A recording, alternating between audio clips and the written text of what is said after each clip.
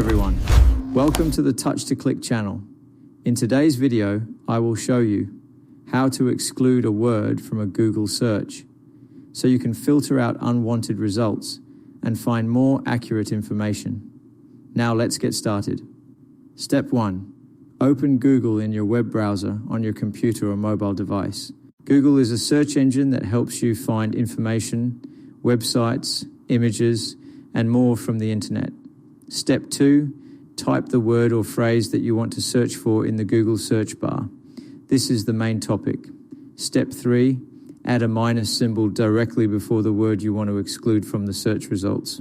For example, if you search for apple minus fruit, Google will try to show results about apple that are not related to the fruit.